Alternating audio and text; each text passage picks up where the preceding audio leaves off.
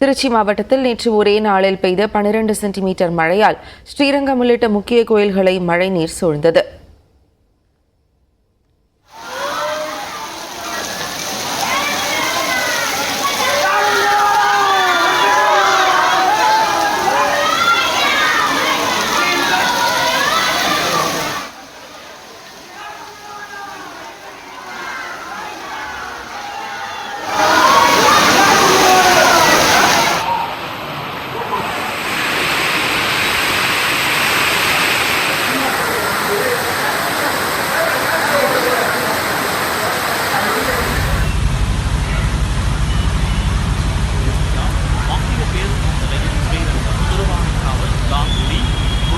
உள்ளிட்ட பகுதிகள் வெள்ளக்காடாக காட்சியளித்தன.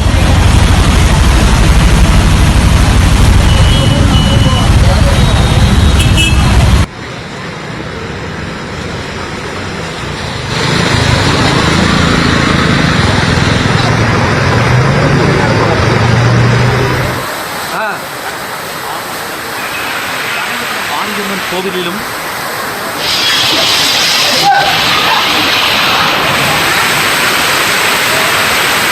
பல ஆண்டுகளுக்கு பிறகு மே மாதத்தில் திருச்சியில் அதி கனமழை பெய்திருப்பதாக தனியார் வானிலை ஆய்வாளர் பிரதீப் ஜான் எக்ஸ் பக்கத்தில் பதிவிட்டுள்ளார்.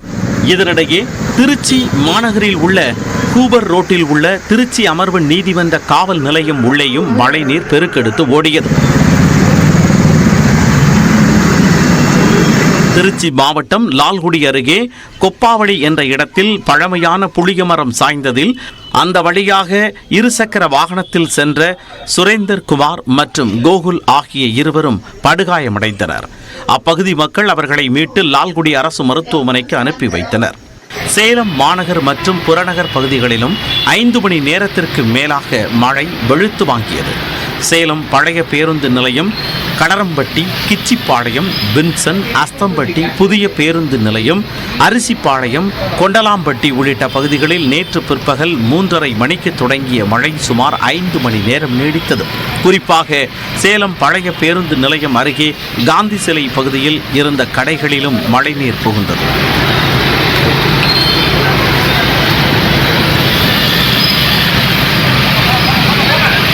வாழப்பாடி அருகே பேளூரில் பெய்த கனமழையால் ஜமால் சாஹிப் தெருவில் வீடுகளை வெள்ளம் சூழ்ந்தது.